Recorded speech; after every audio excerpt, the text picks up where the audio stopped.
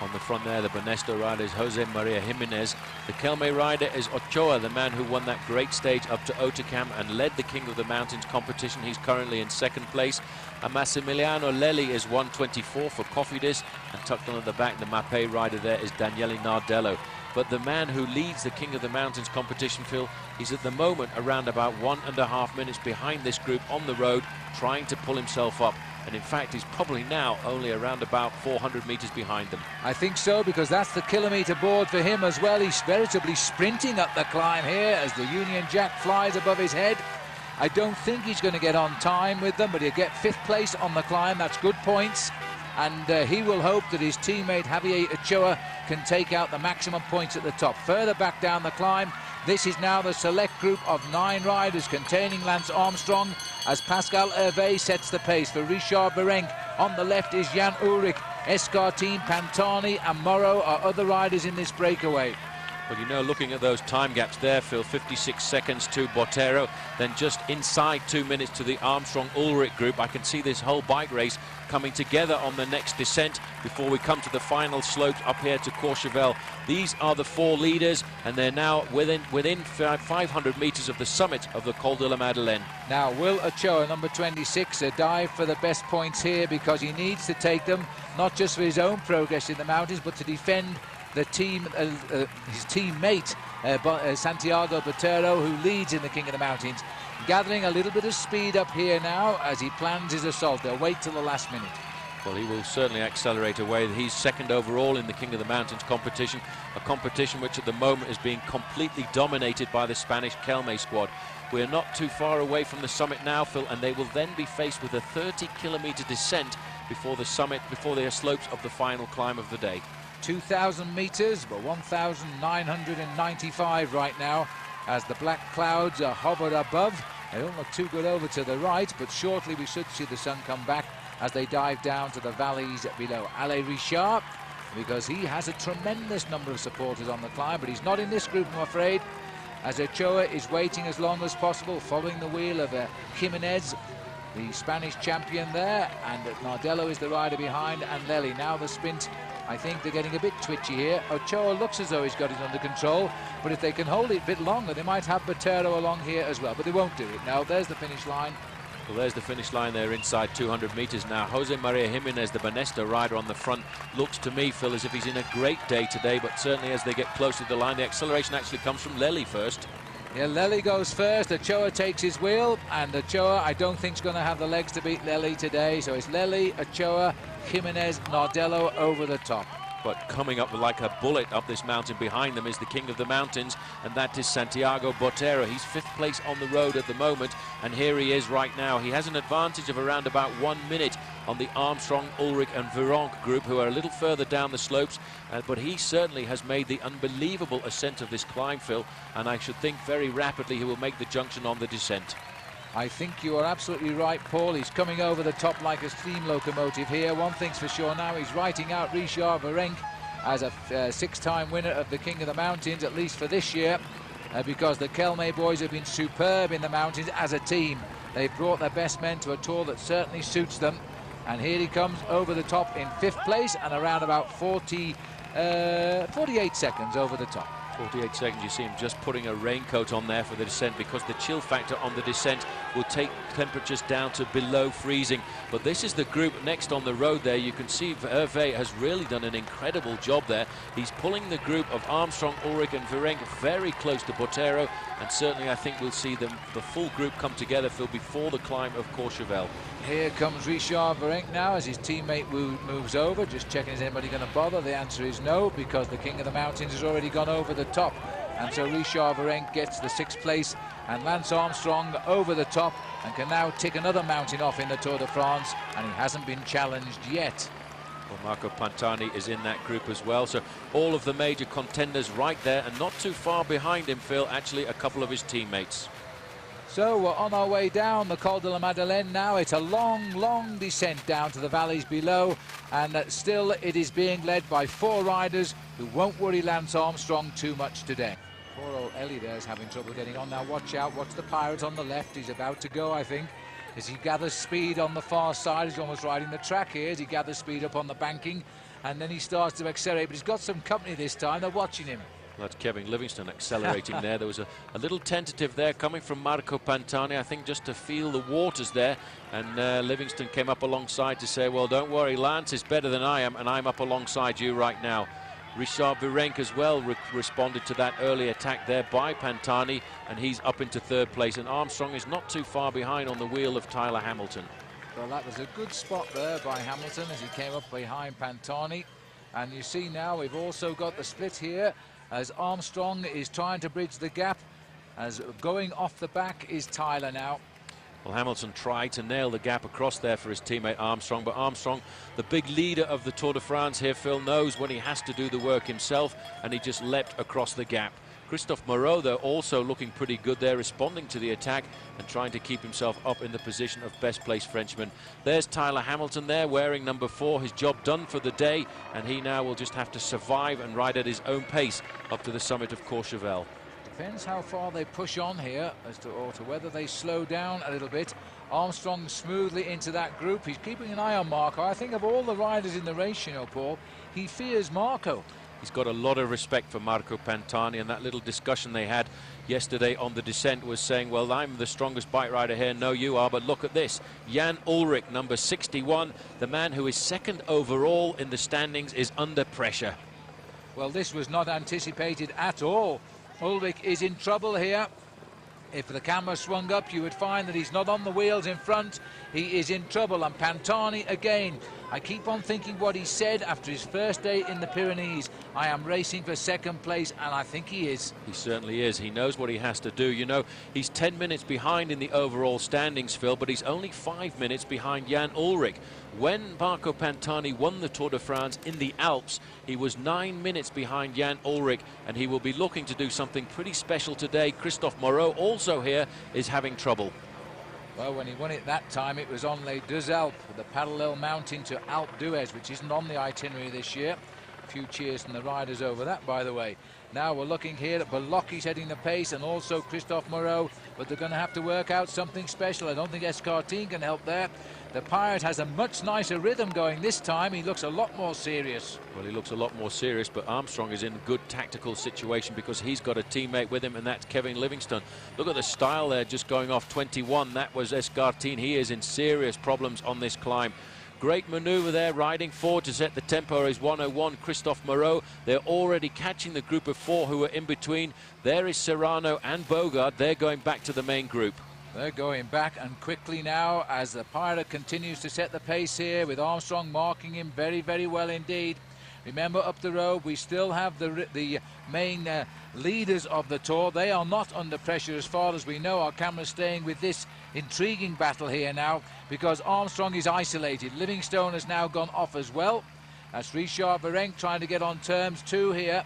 But this is now a battle for the top of Courchevel amongst the head of states of the Tour. Well, this is the big attack from Marco Pantani, and he's blown away these men. 21 there, in fact, is Escartine. In front of him, 24 was Jerras. The slopes of the climb will get steeper as they get closer to the summit, and Marco Pantani looks in very good form, Phil. In the latter part of this Tour de France, he's ridden himself again into condition, and Richard Virenque now is popping off the back of that group. Marco Pantani and Lance Armstrong are going to go head-to-head on the slopes of Courchevel. Well, this is amazing here. It looks like it's going to be Armstrong and Pantani as Virenque there disappears from the picture. And look at this now. Armstrong is now taking over from Marco Pantani. But the Pirate is able to hook up, I think. And these two, who seem to have formed some sort of, well, I'm not sure it's a distant friendship, as they seem to finish up together every day in the mountains. Well, it may well be some form of alliance because Armstrong is going to need some help from Marco Pantani on the slopes of this climb. Pantani is so far behind Armstrong in the overall standings that he's not a major danger, but Armstrong would certainly need somebody to help him do some of the work on the upper slopes of this climb to try and put more time between himself and Jan Ullrich and every other contender in this Tour de France. Well, I'm sorry our pictures aren't behaving themselves at the moment. We're high up in the Alps now as the riders make yet another hairpin bend. These are the steepest slopes now as we make our way up through Courchevel to the summit. Lance Armstrong again proving himself to be, well, not in his words, in mine, an above-average climber in the Tour de France this year. That was the greatest climber in the Tour for 5 years, and now he is left to struggle. Here is the white jersey here of Mansebo, also a very good revelation in this Tour, but riding with Ulrich, who has been dropped by these two. Well, Ulrich's going to have to go away from the Tour de France, Phil, and think seriously about his preparation and the fact if he does want to win the Tour de France again, he's going to have to be a serious bike rider for 12 months of the season. I think this is why there is an entente between Marco Pantani and Lance Armstrong. The two of them now are going to work together and try and put as much time between themselves and Jan Ulrich as possible. For Marco Pantani, it's a plus because he may well find himself pulling himself closer to the second position which he dreams of. Well, this is Roberto Jerras here, and he's been dropped. He tried to go with the move and it didn't work out. Belocchi is bringing up that chase group, and if Belocchi doesn't shake himself today, he might lose that third place overall to the man out front, who we haven't seen for a while now, Botero. Well, these two men sharing turns at the front of the climb here of Courchevel. Lance Armstrong wears number 1, Marco Pantani 71, and the reason is they're trying to distance number 61, Jan Ulrich there, the leader of the Telecom squad. He is trying to hold on to second position at the moment in the Tour de France, and he may well find that that second position is slipping off his shoulders in favour of the man in pink, Marco Pantani. Just a 2-minute time gain for Pantani would move him into 5th place overall in the Tour, and then he'd be right on the tail of Moreau and Belocchi. But remember that Botero ahead of them all is also looking for a place in Paris right now. This is the group of Christophe Moreau and Belocchi, and they've now picked up Richard Virenque. Sitting on the back of the group is Pascal Hervé, and just in front of Hervé in the green is Fernando Escartin. These are the men we expected to see the challenges come from in the climbs, and today they're really being relegated into the second division. Well, we're looking at, I think, 2 Tours de France here. One for Lance Armstrong and one for the others, because the battles now, as they try to work out their final positions with one big day in the mountains to come after the rest day tomorrow. There's Jan Ulrich. He always seems to falter, yet we must not forget he is still in second place in this Tour, and he will fight all the way. And if he just limits his losses, he'll get them back in the time trial before the end, and he knows it. Well, his advantage at the moment over the group of Christophe Moreau is around about 25 seconds, and 45 seconds back to the Jan Ulrich group. We've got the leader on the road at the moment is Jimenez, Botero and Nardello, and they're still around about 2 minutes ahead of the Lance Armstrong group. Here they are, Paul, going through a corridor of noise there with a big crowd. We could only hold them for a little while. The picture's not very good off that camera, but those 3 riders still together and still sitting behind Santiago Botero. They've got his number now. They just know how good he is. He's no longer a surprise package in this year's Tour. But these two are working together, which is not easy on a big climb. When it's not Pantani at the front, Armstrong takes up the running, and the crowd will be recognising Pantani today for sure. Well, they'll know who he is. They'll know that he is a magnificent climber. But certainly Lance Armstrong, since his illness, has become a great climber as well, shedding off almost 10 kilograms of weight because of that illness back in 1996. He is now one of the great climbers of the Tour. As you said, Phil, he describes himself as an average climber who occasionally has a good day. Well, I don't think he's had a bad one yet. I say he's had a lot of good days this Tour. We're going back here to Moreau and Belocchi here. These are the 2 riders lying 3rd and 4th. What a superb job they've done for Festina so far. But they're under pressure now, because behind them there is Richard Virenque and Pascal Hervé. And I'm not too sure where this group is at the moment. I think it's behind that group of Festina riders. And just look, for the first time, I think, since the climb of the Pyrenees, it looks as though Ulrich is really suffering. Well, you know, you cannot go through what Jan Ulrich goes through and still have consistent form in a 3-week bike race like the Tour de France. His form is up and down during the season. His training is not consistent. His weight is not consistent. He's lost so much weight on a very short notice that I think he's bound to have these very bad days in the Tour de France. Massive crowd here in Courchevel, but there's still a long way to climb on this mountain as we go through the town and out onto the barren tops of the col. And now they're seeing the maillot jaune of the Tour de France 2000, Lance Armstrong and the Pirate, the previous winner, make his way up this mountain together. They are trying to close in. They have an awful lot of work to do yet, though, to catch up with Botero and his mates. Well, going back to the climb of the Mont Ventoux, Armstrong came up alongside Marco Pantani and he shouted in as much Italian French as he could, vitesse, vitesse, which meant speed, speed. He wanted Marco Pantani to work with him, but on that occasion the pirate claimed that he could not, and he went on to take victory over the summit of the big giant of Provence. But today, Phil, these two riders are working together, but Roberto Jerras is making the junction. He's the best man who's recovered from all of these attacks. He is currently about 10 seconds behind, but I think he's got a problem with his gears. Well, Jerras had to come good sooner or later. He's in his first Tour de France as well, but he is a quality bike rider as he comes slowly but surely across to this tandem here of the Italian Marco Pantani and the maillot jaune of Lance Armstrong. And if Jerras does get on, then those three will fly away. Back down the road now, Jan Ullrich doing all of the work here, and he's pulling back one or two riders as he comes back up towards the front. Well, Ullrich now just has to ride his own personal time trial. Francisco Mancebo, the leader of the Young Riders competition in the white there, is quite happy to sit on the wheel of the German for the moment. And you can see that the race situation at the moment is 1 minute and 40 seconds for Armstrong Pantani behind the leading group of three. And a minute further down the road is Jan Ullrich.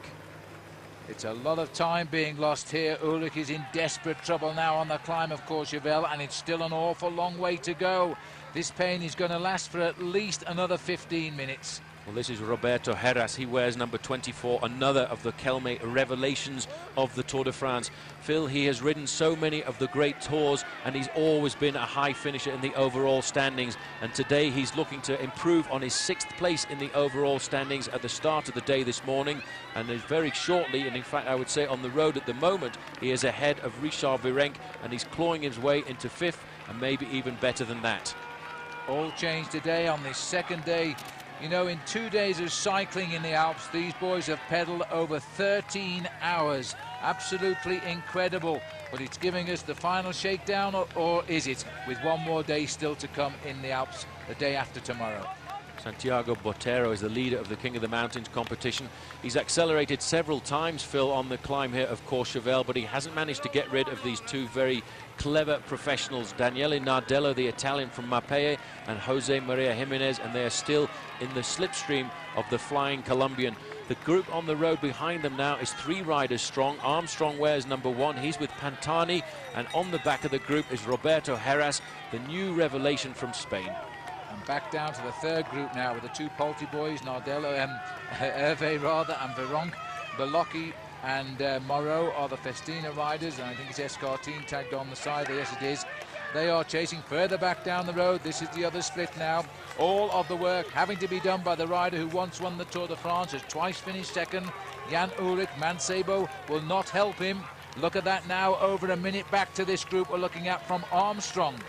Well, Armstrong is actually eating into the advantage of the leading group of 3 riders on the road as well, because he's 1 minute 26 behind the Botero, Nardello, Jimenez group on the road.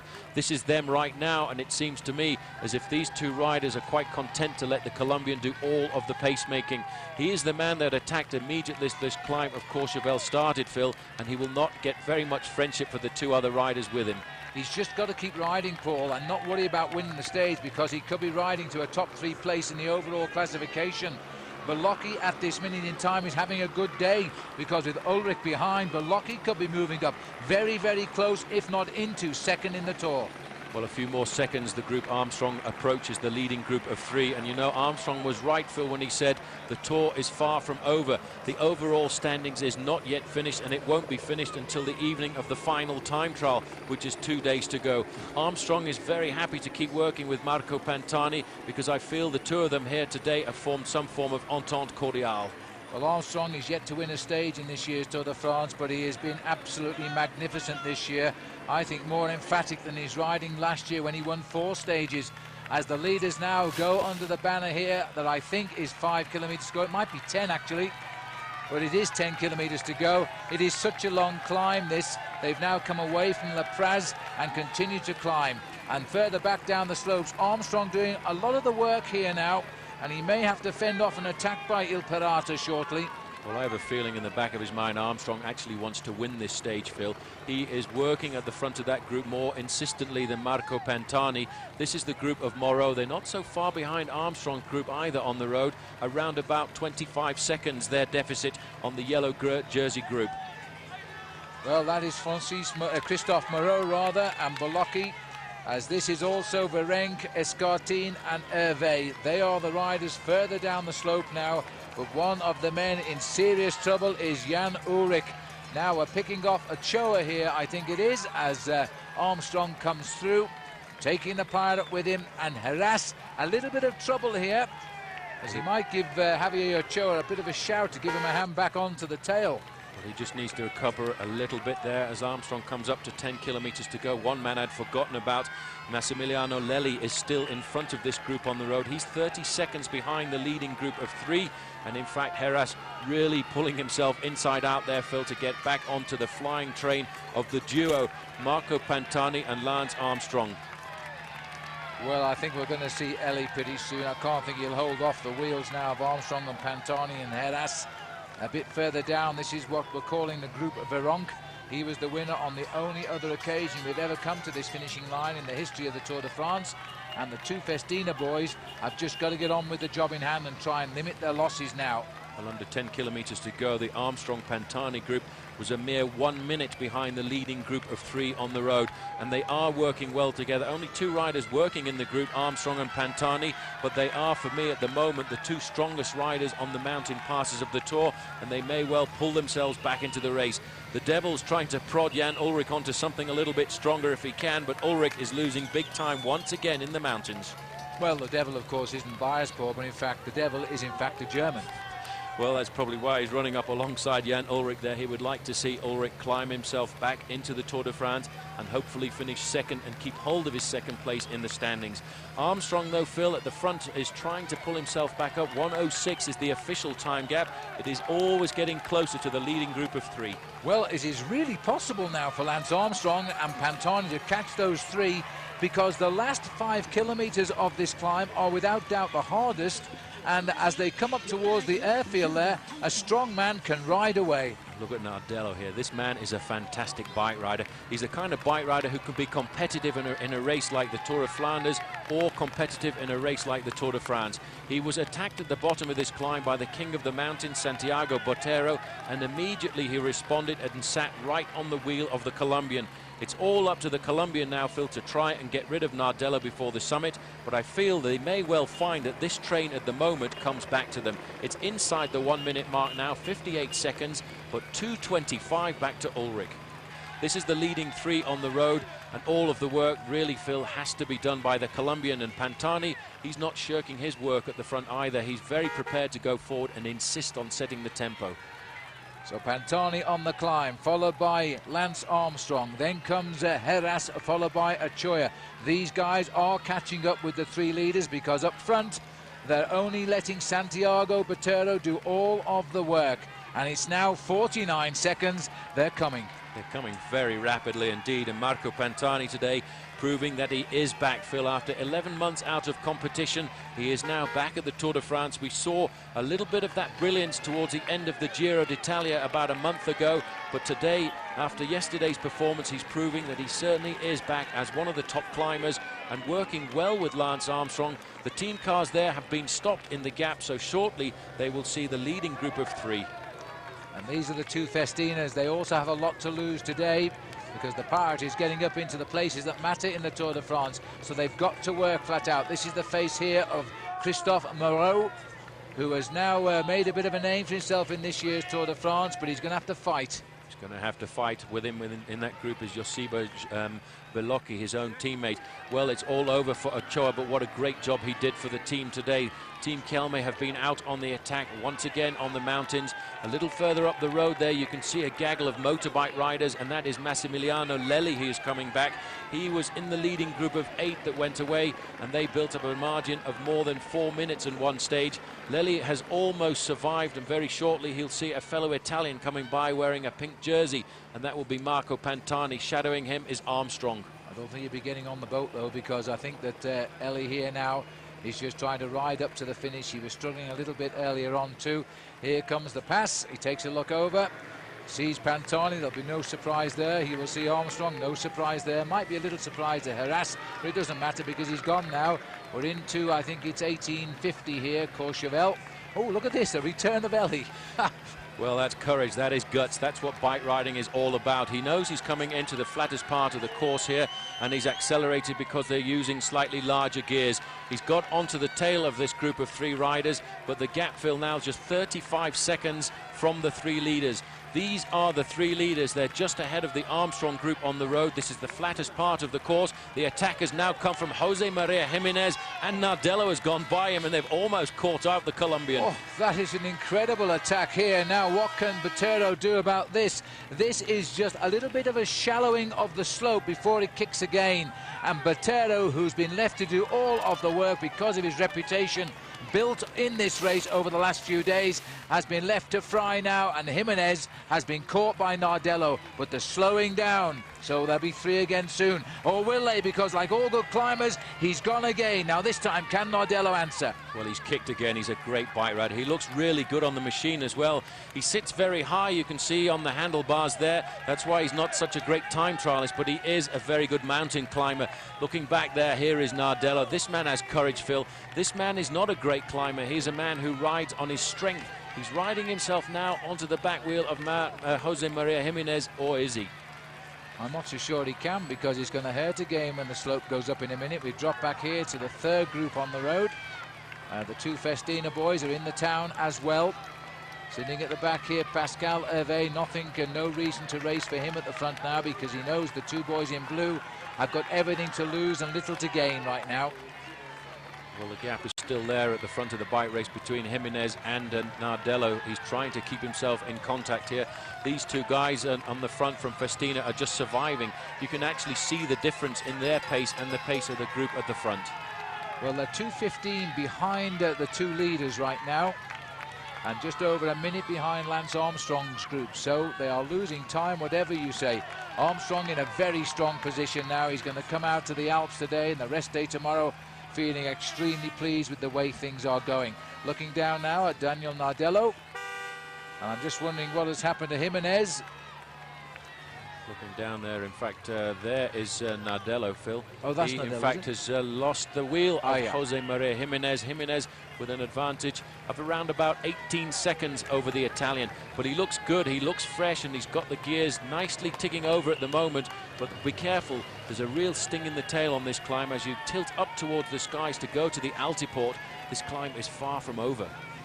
Well, Jimenez is on form. He came here with a great reputation. We switch back here, the Italian flag waving at Pantani, but there on the far side of the road now we've got back Ochoa. That is in fact Botero, the leader of the King of the Mountains competition. This bike race is being turned upside down. Lilly now, as the road tilts up once more, Phil, is being caught out. He will just have to survive all the way up to the altiport. On the back wheel of Marco Pantani is Armstrong, followed by Jerras, followed by Botero. There are just 2 riders up the road of the Tour de France at the moment in front of this very select group. That is just Jose Maria Jimenez, followed by Daniele Nardello, and then the Pirate and the yellow jersey. Too many Kelme riders in this breakaway today, but now the polka dot jersey of Botero has got into the group here. He's lifted his pace just that little bit, leaving just 2 riders in front, and this man here now, free. He hopes to get Benesto another stage win. He's got good form, 4 wins this year, including the Tour of Catalonia, which was he won in the overall, and he can also ride a good time trial. So Jimenez here could be riding to a nice overall position as well. And he may well have hit them just at the right time, because the gap of Pantani and Armstrong was starting to come down, but in fact he is now holding it at 30 seconds, and it's stretched out just a little more as Pantani kicks once again, Phil. Well, Pantani is ever so close to a stage win. This is now the steep approach to the finish line. There's plenty of kilometers to go. There's still possibility that these 4 can get across to the leader, but it looks to me as though Jimenez is riding pretty well. Jimenez is riding very well. He looked very comfortable, but I tell you one thing, Marco Pantani looks pretty comfortable as well. Jerras is swinging off the wheel of Marco Pantani. Armstrong takes a look at him, comes alongside, and in fact Armstrong cannot stay on the wheel of the Pirate. It was Jerras who let the gap go, and now Marco Pantani has flown. This time Marco Pantani. Is Lance going to try and counter the move, or is he going to let the Kelme boys take it up? Because I'm not sure they can. They're going to have a go, but Pantani, if he's got the legs now, he's free. It's up to him. Well, he's looking for the win. He said he wanted to attack in the Alps. He was hoping to try and win the stage into Briançon, but he got caught out there by Santiago Botero, who launched a very long attack on the slopes of the Col d'Izoard.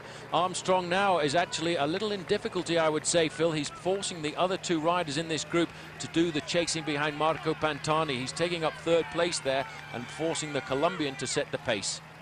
Well, this is amazing here, because there is Daniele Nardello, and the Pirate is now into second place on today's stage, and he's getting inspired by that. He's still got 5 kilometers to go in which to catch Jose Maria Jimenez. It is Italy with their #1 climber versus Spain with their #1 climber.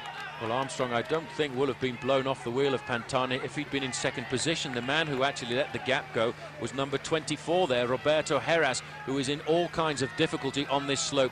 Marco Pantani, Phil, look at the pedaling action there. It's very fluid. He's not missing a beat at all. He's eating into the advantage of the man at the front of the bike race, Jose Maria Jimenez, who, with the last time check we had, still had 30 seconds. But the way Pantani is riding, I think he will eat into that with 5Ks to go. Armstrong now accelerates. Well, this had to come, but look at the two boys from Kelme. They've still got something left in those legs as Armstrong takes up the pacemaking, sensing the gap was opening there. He's onto the back wheel of Nardello. But I think you're right, Paul. I think this is the one that's hurting Lance just now. Pantani looks cool. He's looking over his shoulder. He wants to know what's going on behind him. He will know there's only one rider up the road in front of him, and he has now regained, I think, all of the power that he had 12 months ago, which almost took him to a second victory in the Giro d'Italia. So Marco Pantani heading for the 4 kilometers to go, hunting for this man, Jose Maria Jimenez. He came in with tremendous form to this year's Tour de France. This is his 4th Tour, by the way. His highest finish has been 8th in the race back in 1997. Well, he's a great bike rider, but he seems to have lost a bit of fluidity there because Marco Pantani is just 20 seconds behind him. If we pull back, we might see the sign of the Pirate eating into that advantage. And, you know, these last kilometers are going to be very long ones. And the last 2 kilometers up here to the finish line here, Phil, I reckon are probably the steepest. Well, this will be a stage for Pantani to win, to come from the back, to leave the race leader, catch the escaper and take the day. Then people would say Marco Pantani was back to his best. And if he does win the stage, and he does win it alone, nobody is going to say, oh, you were given that victory by Lance Armstrong, because he is not in any situation at all getting any help from anyone here at the moment. He's the man doing all of the work. He was the man who worked with Armstrong earlier on to try and pull back the breakaways. There's only one man remains from that breakaway. This man here, number 15, Jose Maria Jimenez of Spain. The upper levels now of the town of Courchevel, as we will leave this town very shortly and go out onto the fields above the town and up towards the Altiport. They're going to cheer a Spaniard on as long as they can, but watch out because the Pirate is coming, and here he is, and he's now only 18 seconds behind. Well, his position is really good on the machine. Whenever he slows down, he gets out of the saddle just to pull on those bars and find a little bit more power to keep his gears going over. He's actually fairly high geared at the moment, Phil. You can see his legs are starting to buckle just a little bit, but he knows how to do this. He knows he has to pull himself back to this man. The yellow car of the neutral service is being pulled out, and in the same straightaway now, Marco Pantani and Jose Maria Jimenez. He knows he's coming. He knows he's being chased down by probably the greatest climber riding the current professional circuit, and I think that climber is back on the height of his form. Armstrong knew in the Alps Pantani would be a force to be reckoned with. He was right, and now Pantani is going for the leader of the day. They're separated by 11 minutes on the overall classification. Advantage Pantani, but right now Pantani's not worried about that. He wants the stage. He wants to win the mountains. He wants to win these mountain top finishes. These are the stages that suit his kind of climbing, Phil, and he's still out of the saddle, sitting down for a short while. This is the climbing style of the super climbers. They get out of the saddle whenever they can just to accelerate a bit. Look at this now, 11 seconds the difference between the two first riders on the road. There is still time because this road is so steep right up to the line. We'll pass shortly through a small tunnel. It will still climb up to the finish. Pantani must know this climb because it now is in his favour. Well, you know, he's learned how to suffer again. Look at the face on Marco Pantani. He's digging so deep into his reserves, Phil. Every muscle in his body is aching right now, but he knows he's got to keep the tempo going. He knows he has to keep that rhythm and keep himself ticking over, keeping the gears ticking by and just slowly eating into the advantage of the Spaniard. And the irony of the day is that Pantani, 13 seconds behind Santiago Botero overall, is going to go over him in the overall classification now. Well, there it is. The junction is about to be made. You can see Jimenez now is a broken man. Pantani will blow straight by him unless Jimenez can find something else. But this is a very steep part of the course, and he digs deep. A big effort by Jimenez. Don't bother, because I don't think he's going to get on here. I'm not sure what that banner was for. Was it 4 to go? It will have been 3 kilometers to go for Marco Pantani. Jimenez is digging deep. He's right on the wheel of the Pirate. They're inside 3,000 meters from the finish line now, Phil. Well, the spectators are telling me it's 3 kilometers that banner was. And again, Pantani launches an attack. Well, you know, Jimenez is digging deep. This is a slightly lower part of the course. Armstrong now at 24 seconds. Jan Ullrich 2:39 behind, almost 2 minutes behind Armstrong. Pantani hasn't got rid of the Spaniard yet, and it may well be a big battle between the two of them. Well, it's going to be a near 7-minute lead for Lance Armstrong tonight as he heads up towards the mountain, but Pantani is getting his own back here. This is superb cycling, and I don't know how long Jimenez can keep lifting his pace like this. Well, he's digging. He's riding on courage now. The gap is slowly increasing, Phil. Meter by meter, Marco Pantani is putting distance between himself and Jose Maria Jimenez, who for a long time must have thought he was going to get the stage victory here. But certainly, barring incident now, it's going to go to this man, number 71, Marco Pantani. Armstrong 25 seconds behind on the road. So Marco Pantani, he needs a little bit of time, I think, now for a second a fresh breath air before he starts again. He knows he's just behind him, but he is settling in, he is recovering, and he will kick again.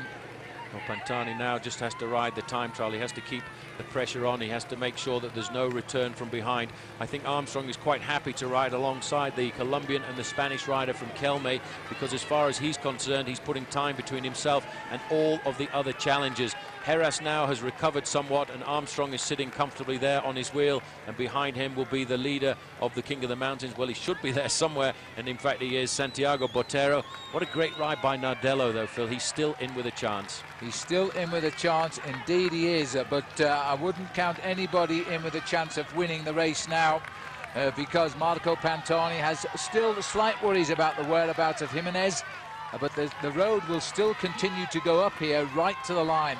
This is a tough finish at Courchevel. Oh, it is awful. It is interminable. When you come into the town of Courchevel, 1850, you think the bike race is almost over, but it's not over. Lance Armstrong is still in contact with the front runners. He's about 25 seconds behind this man, Marco Pantani, but big time losses today for the German, the man who started second place in the overall standings. Jan Ullrich, I think, will finish almost 3 minutes behind Armstrong if he doesn't recover. Well, here he comes, Marco Pantani, dodging amongst the 1 or 2 chalets at the top of the mountain. He's nearly there now. As he twists and turns, he's shortly going to see the last kilometre, and he's still got the gap. He's still got the gap, but he's still got a very hard last kilometre to do. He'll be looking now for the banner, Phil, indicating 1,000 metres to go to the finish line. And that last 1,000 metres is a very difficult 1,000 metres here at the summit of Courchevel. Pantani has proved that he is back now, Phil. He has proved that he is one of the great climbers, and nobody will be able to discuss whether or not he was given this victory. No, not at all. This has been a great ride by Pantani. He is the king of the Alps. He won at Alpe d'Huez twice. He's won at Morzine. He's won at Les Deux Alpes. And now he's going to win here at Courchevel. Well, this is the man who was the leader of the King of the Mountains competition this morning. He will stay in that position this evening, but he can't stay with Lance Armstrong now as we get closer and closer to the summit of this climb to Courchevel 2000. There's a limit to everybody's capabilities in the Tour de France, and Santiago Botero has found his today because he's been on the attack all day. He's paying that price now. A rest day for him tomorrow. He'll come out again on the road to Morzine and tackle, no doubt, the Col de Jouplin, which is so hard. Look at this crowd now. We're outside the town of Courchevel now as we race up towards the Altiport, and it still will climb right to the line. It's a vicious end. The crowd, though, are delighted they're seeing this man because they love him so much. Well, Pantani is riding a great race. I don't know how he goes round those corners so fast, Phil. He's going uphill. Please don't forget that at the moment. And he's touching speeds of around about 30 kilometers an hour. Here he is going to come into the tunnel. Once he goes out of that tunnel, he will see the banner, the red kite indicating just 1,000 meters left to go to the finish line. And certainly for Marco, a great victory. He wasn't too happy about his first victory at the Mont Ventoux, even though it was monumental, because there were questions about whether or not Armstrong gave him that victory. There's no question about this. No, Armstrong would not have given this victory to him if he could have stayed with him. He's underneath the airport runway now, and he's heading round to the sharp right-hand bend that will ease him up towards the line. The last 600 meters, the Pirate is back in business now, and he's going to have a high place on the GC tonight. Well, he has proved that he is the king of the Tour de France, Phil, since 1995 at all of the summit finishes. He really has been a real magic man when it comes to flying up hills to the finish of these mountain passes. The great thing about Marco Pantani is his courage. He's dug very deep over the last few days at the Tour de France to find himself once again. And I think the attack of Lance Armstrong on Hautagam made him realize that he can come back as a great climber. And in fact, Armstrong is under the banner now, 1 kilometer to go. So there's a gap of about 400 meters back to the yellow jersey of Lance Armstrong. It's academic, of course. Armstrong is in fact increasing his lead over virtually everybody in the Tour de France tonight. He's had a great 2 days in the Alps, but this man now is having the glory today. Marco Pantani is heading up towards the finish now on top of Courchevel, and it announces his return to the top of the sport. Look at his face. Well, he knows he's got it now, a last gasp for air as he comes. Every time he goes round one of these corners, Phil, he's looking for the barriers, and the banners indicating the last 500 meters. This is an unbelievable climb, and there's the first sign for Marco to let him know that he's inside the 500-meter mark. 400 meters to go. This is the last right-hand turn, but in fact, look, that's a tourist. Don't worry about him. You had me worried for a minute, but in fact, tagging up there is a rider with a number. I've no idea who that rider is, but they're going to pull him off.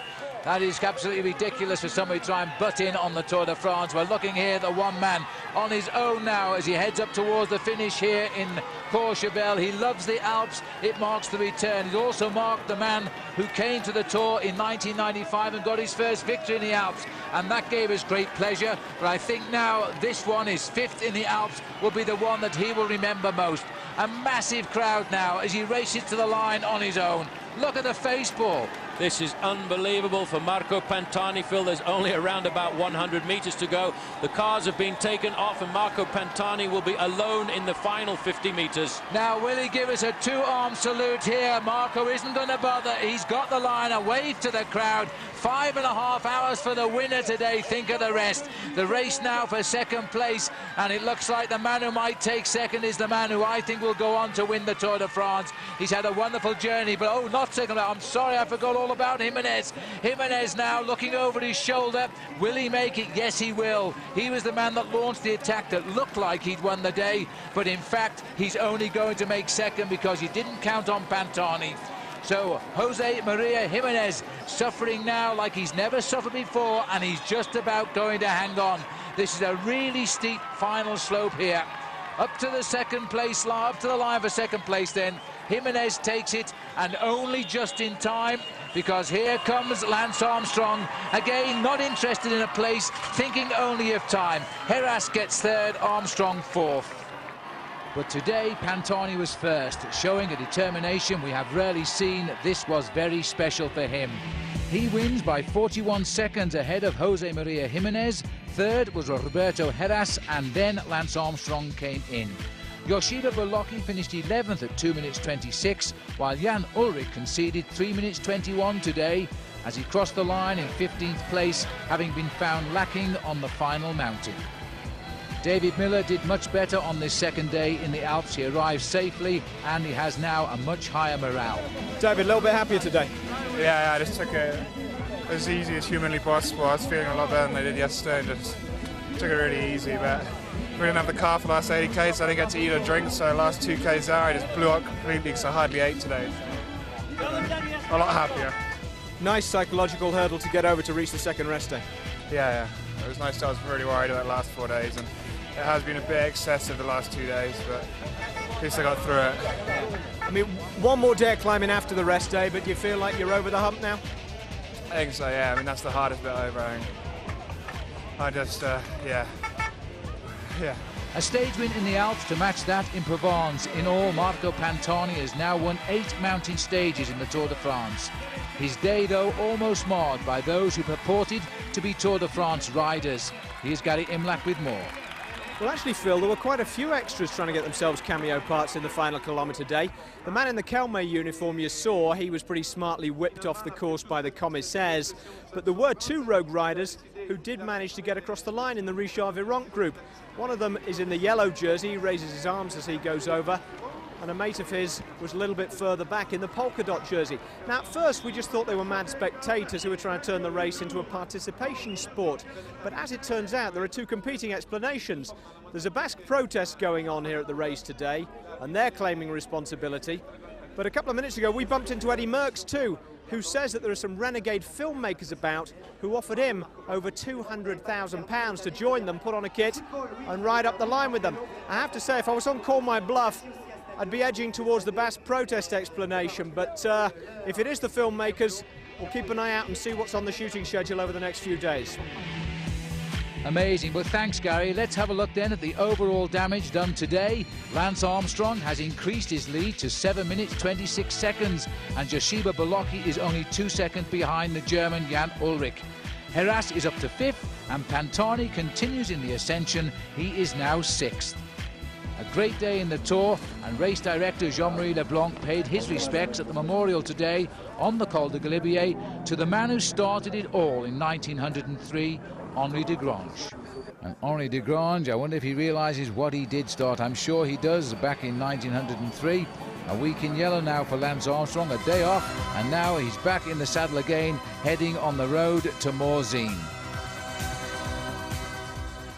Hello and welcome back to our coverage of the Tour de France. We're now on stage 16, the final day in the Alps. The riders continue from Courchevel, where they spent their second rest day yesterday, coming here to Morzine. And the big climber is back, Marco Pantani. He gave a hint when he narrowly won at Mont Ventoux. He was a clear winner at Courchevel. And history says, you know, he should win here in Morzine, because when we last came in 1997, he put in a fantastic descent of the Col de Jouplan. That's on the itinerary again today, and came into Morzine alone. He went on to finish in a podium position in Paris.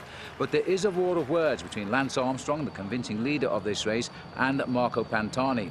Pantani was very unimpressed when Armstrong went away on the Col d'Izoard and then seemed to wait for them all as they went over the top.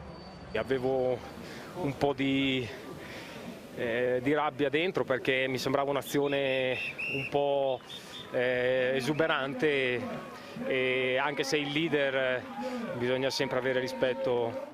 In hindsight, after the last few days, in his actions, his words are very disappointing to me, because I thought he had more class than that. Ieri mi era rimasta un po' sullo stomaco quando stavo tirando, eravamo rimasti lui mi è partito.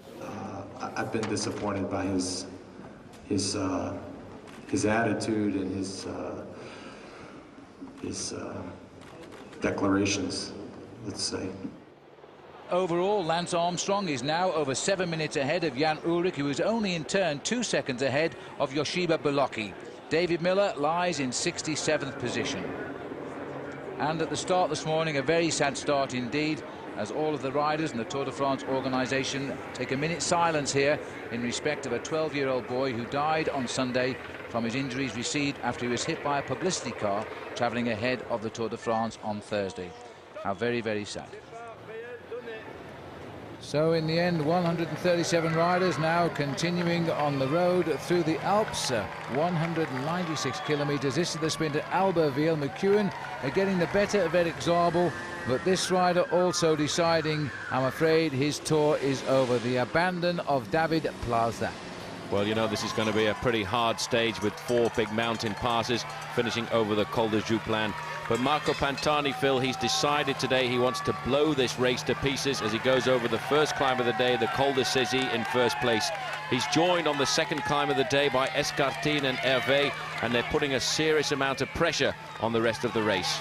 Well, this is a long breakaway by Marco Pantani, and quite for what reason other than divilment, which is what Claudio Chiappucci used to do. There's no other reason to have attacked, and he's joined now by Pascal Hervé. It's going to force a reaction sooner or later from the yellow jersey, Lance Armstrong.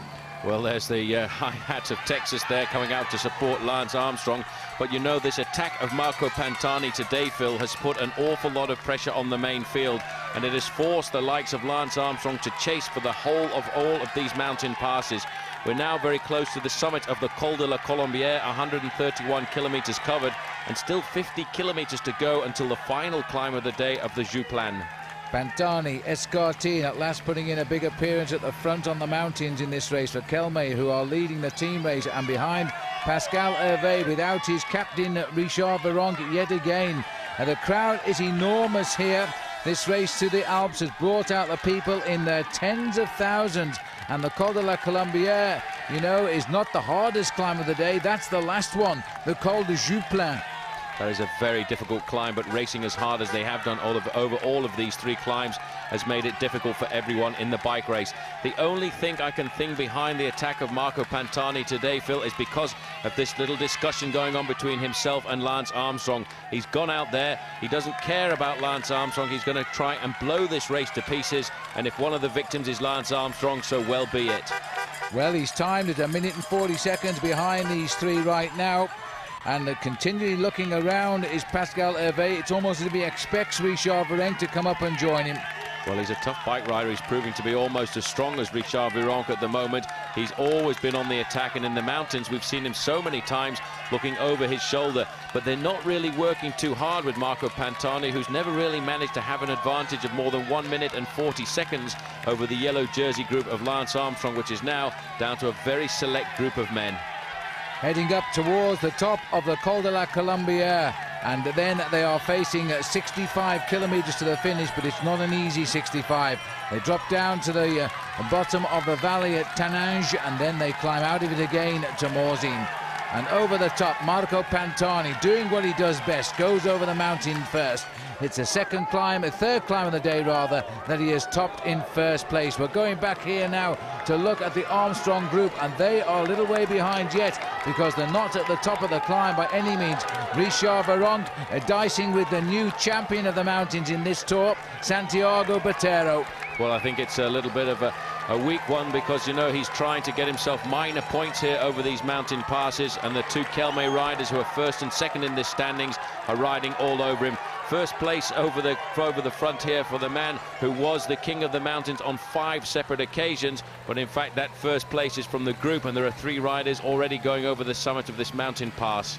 And the Armstrong group has closed in a little bit. They were 1:11 down, 1:14. They've come back to just over the minute, so they've had a good steady climb there now. Good fast descent too off the Col de la Colombière, heading down to Châtillon-sur-Cluse. This beautiful area here around Morzine. Well, Phil, Richard Virenque is trying to get off the front on the descent here of the Col de la Colombière. He's a very good descender. He's left the group of Lance Armstrong behind, and he may well be the sort of rider who can make the junction here on the descent. Well, he's looking to bridge a 59-second gap here to the men who are setting up the pace at the moment. Pantani's had a great day out, attacked on the Col de Cézanne. Over the top of the Col des Adavis, he was winning there too. And the peloton with Lance Armstrong at that point was 1:15 down. But look at this now, attack and counter-attack, and it looks like Pantani's teammates are trying to hit him. Well, this is the Telecom riders on the front. That's Guerini there, and Udo Bolt's trying to pull it all back. And I can't really figure out just now, Phil, why they are chasing so hard. They're not too worried about Richard Virenque, who at the moment has been joined by Santiago Botero.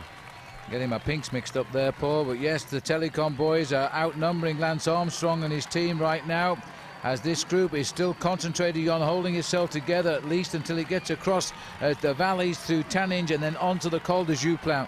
Well, this is why they were chasing. Look at this. Christophe Moreau, in fact, has come across the gap on the descent. 4 leaders now at the front of the bike race: Escartine, Pantani, Moreau and Hervé. Well, we're heading down towards the start of the day's big climb here now as we cross the town of Les Clous. And I must say now, it's the coming together of all of them here.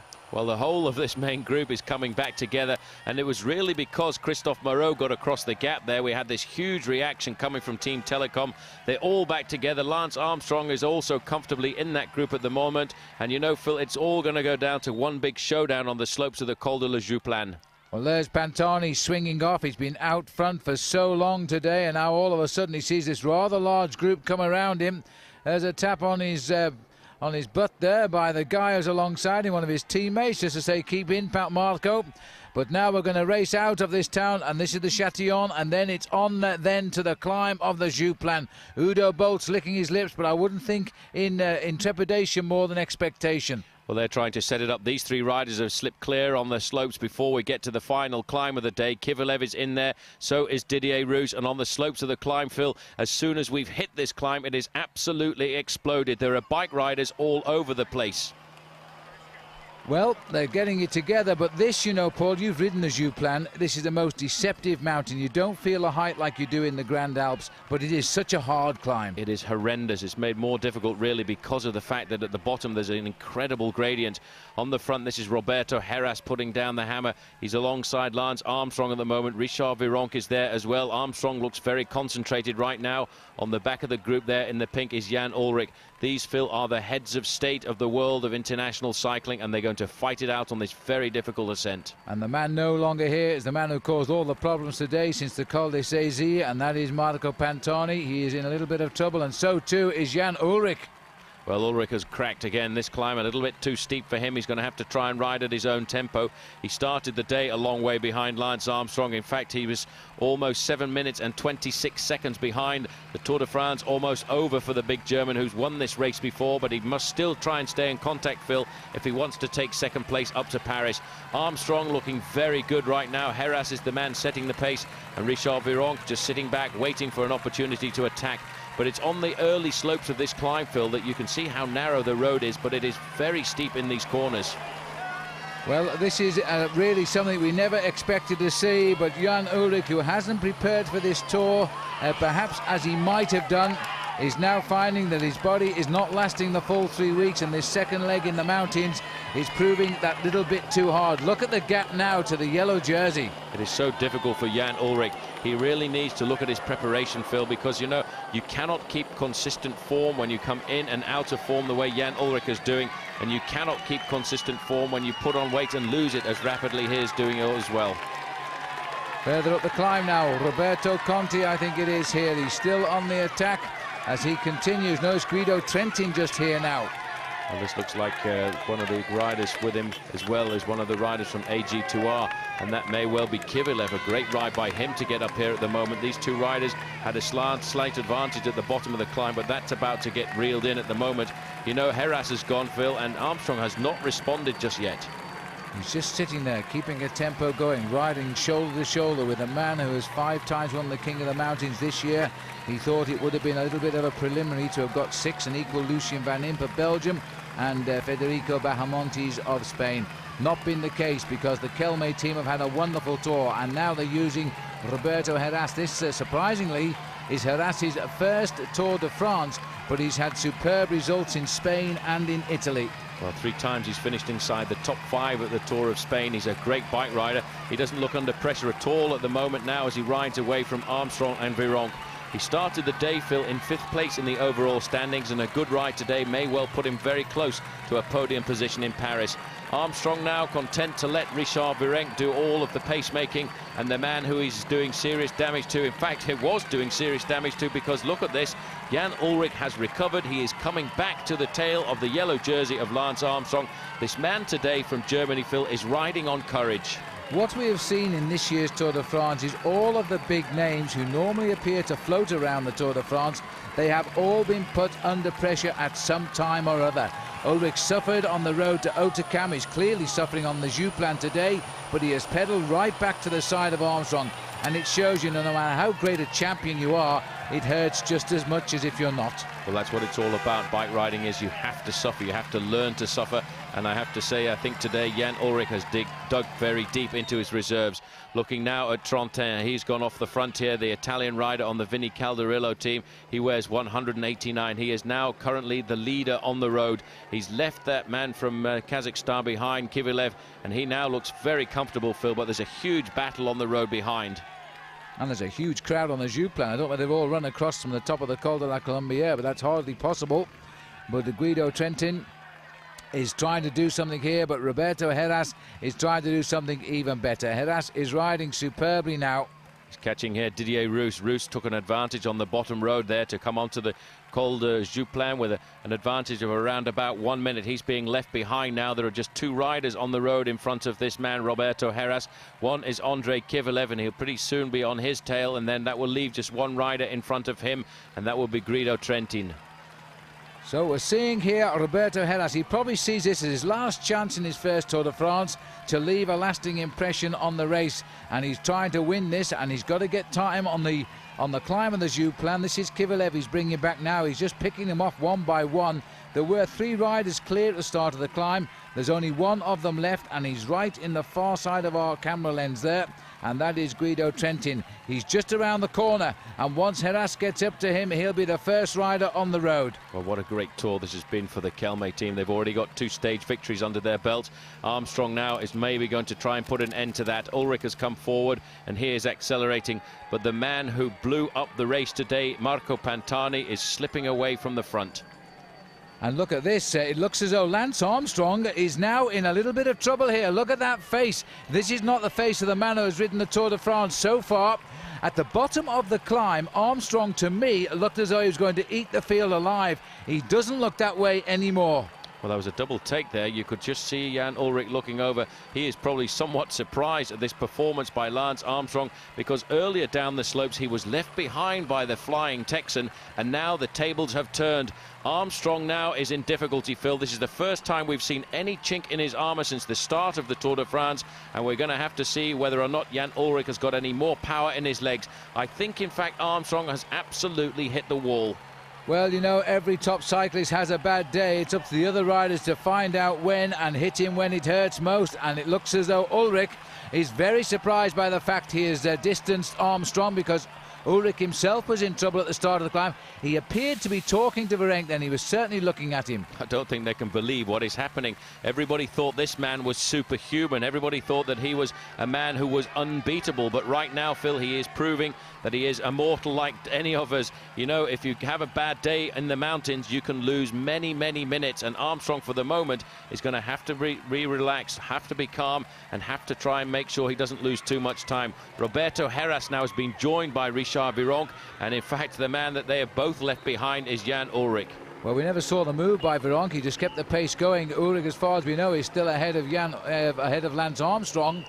But now these two are clear here, and they have seen each one of the riders alongside them systematically destroyed. So Virenque and Jerras are really as free as birds now. Once over the top of the Jouplan, it's a full-on descent right down to the finishing line in Morzine. Look at this, the time difference between Ullrich and Armstrong, Phil, is almost 1 minute at the moment.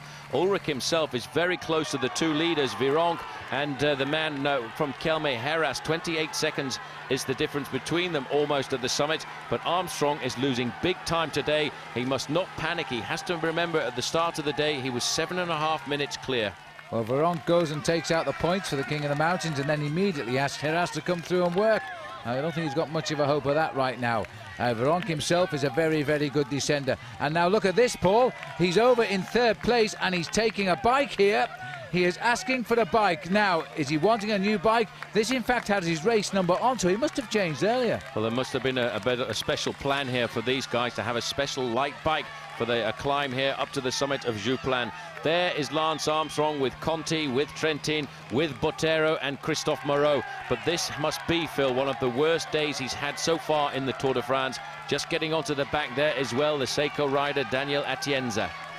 Well, he's a fair way down, you know. Virenque, Jerras, Ullrich went over 28 seconds behind the 2 leaders, but then stopped. Now look at the clock here, and Armstrong comes over around about 2:10, Yeah, so 2:10, 2:11 behind, 2:13 if they split time them over the top. That is an awful big gap to make up now. For the first time in this year's Tour, at least since Armstrong got the yellow jersey on, he is losing time to his main rival. His main rival meaning Jan Ullrich. Ullrich now trying to pull himself back up to these two and the possibility of getting himself a stage victory. But you know, Richard Virenque has got the bit between the teeth right now. He's working well with Jerras. They now are trying to get the stage victory. For Jerras, he's trying to pull himself up high in the overall rankings. A good finish by him today, Phil, could pull him up into third place overall, and that is something that he would certainly be dreaming about after a 5th and 2/3 at the Tour of Spain. Well, the early descent of the Joux plan is a very, very helter-skelter style, switchbacks all the way. After that, it becomes a very fast descent right down into Morzine. Really, you descend till the last 500 meters of the stage today, and then you race into the main street of this beautiful alpine town. I think it's lucky for the race today, Paul, they haven't added in the climb of Avoriaz just outside Morzine. Well, it's very lucky for Lance Armstrong, because this is a bad day for him. If they did climb up to Avoriaz, he would be losing even more time than he is just now. Currently, he's around about 1.5 minutes behind Jan Ullrich and 2.5 minutes behind these two leaders. The leaders are Roberto Jerras, number 24 from Kelme, and Richard Virenque from France on the Polti squad. Virenque, though, Phil, you can see urgently coming to the front. He's a great descender, and this man, not one of the best descenders in the world. Even though he is a much heavier man, he doesn't really seem to negotiate the corners or the descents as well as he should. You can gain or lose so much time going down a steep hill. It takes a very special type of man who has no nerves to go down these mountains. They're not worried about oncoming traffic, at least. The roads are totally closed. Although there was a nasty accident on this mountain a few years back now, when a spectator on a bike was riding up and he was hit by a rider at the back coming down, and that rider is no longer with us. No, in fact, that was a very sad affair. He was in a coma for many, many days, and when he came out of the coma, he ended up being almost a vegetable. And a few years ago, in fact, he committed suicide. But happier days now in the Tour de France. Well, not for Robert Jerras, because we've missed it. Our camera was cutting away. We are just on the run into the finish here. That was Jerras on the ground at around the 2 kilometre point. Now look at the delay here.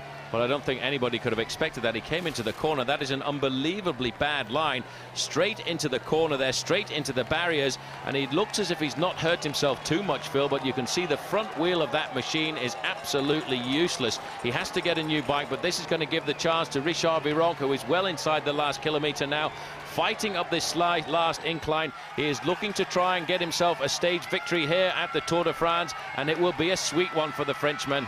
Well, it certainly will be. He's been looking for this. He's a popular man amongst the public here in France.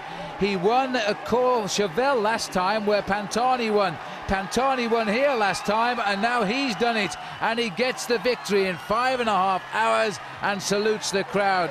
So he's won a Luzardiden, Cotteret in the Pyrenees. He's now added Morzine to Courchevel in the Alps. And this man here gaining time today on Lance Armstrong. He too, sadly for Jerras, has picked him up. Well, he's picked up Jerras, and this man is flying now. He's pulling himself closer and closer to Armstrong. He will have had good morale at seeing Armstrong suffer. He comes across the line 24 seconds behind Virenque. Right on his tail is Jerras, but the important thing now, Phil, is the time to the Lance Armstrong group. Bellocchi, Hervé and Escartine have passed Armstrong as well. So Lance has had one of those terrible days you hope never comes, but usually does sooner or later. This is Escartine. He's had a pretty good journey through the Alps, which will now be behind them tomorrow as he sprints away for 4th place. He had a stage win in the race last year. Nothing come his way yet this year. And the sensation from Spain, Bellocchi over the line in 5th place, along with Pascal Hervé, and the clock counts on. Well, that's the important thing for Armstrong. He mustn't panic. He must try and make sure he limits his losses. He started the day, Phil, with a huge margin. He's here right now. There is Botero with him, Christophe Moreau as well. The man in front is Trentin, the Italian rider on Vinny Calderillo. It's already 1.5 minutes, and he hasn't got to the finishing line just yet. Well, he's still looking at around about a half minute, I think, because it's a fair way into Courchevel here.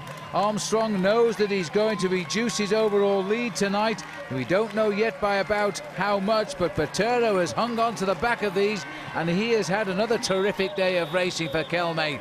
He'll keep his lead in that King of the Mountains as well. Trentin has also had an excellent day out. Look at the clock. It's going to hit 2 minutes, I think. As they cross the line, it does. Armstrong will be glad that day is over. Well, he's going to have to go away from here and try and recuperate, but the day certainly belongs to Richard Virenque.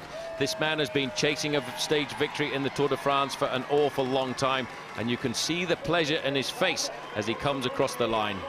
So there is the stage result. Virenque ahead of Ulrich, Jerras, Escartine, Belocchi. Armstrong finishing 8th and 2:01 down. That's a big loss for Armstrong. It's about 1.5 minutes plus on Jan Ullrich today. Lance Armstrong really did have a tough time, didn't he? Looking further down here, Christophe Moreau finished 9th in that same group. Marco Pantani in the end losing 13 minutes and 44 seconds, and that was a lot of time for him to lose. He started the attacking too early, it seems. But the man who really had a bad ride today and struggled was Lance Armstrong. That was, without a doubt, the worst day I've ever had on a bike. We all know what it's, I think most of us know what it's like when you run out of energy and run out of food and you, in English we say you bonk. I had a lot of emotions. I was hungry, I was lightheaded, I was nervous, I was scared. Things were really bad. I could have lost the Tour de France today. I don't know what Pantani is thinking, but he's just a little shit starter, so that didn't surprise me. I mean, that was actually very good for us. All the guys who had ambitions to win the stage, that was a perfect move for us. I mean, let him sit out there, have a couple teams control the race. They never had more than a minute and a half, so it's perfect. Well, a day Lance Armstrong will certainly remember. Let's have a look at the overall situation. There are changes tonight. Lance Armstrong has his lead cut to 5 minutes 37 seconds over Jan Ullrich, and Josipa Belocchi holds on to 3rd place by just 5 seconds. Christophe Moreau falls to 6th, while Marco Pantani comes in and drops down to 14th overall. David Miller is still holding a good place on his way to Paris. But just take a look at this crash again by Roberto Jerras. Inside 2 kilometers to go, overshoots the bend and hits the barriers. He's now in 4th place in the Tour, and I wonder if the 5 seconds he has lost here will cost him a podium place in Paris. On the podium tonight, though, Lance Armstrong. A 7th yellow jersey for him, but what a day of racing it really was. So the race now ready to say goodbye to France, temporarily of course, and head to Lausanne.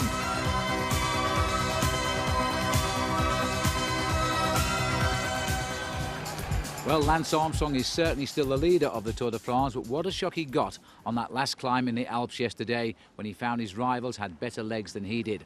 I'm sure he will enjoy today's stage better. Hello and welcome now. We're in Switzerland on the shores here of Lac Lamont in Lausanne.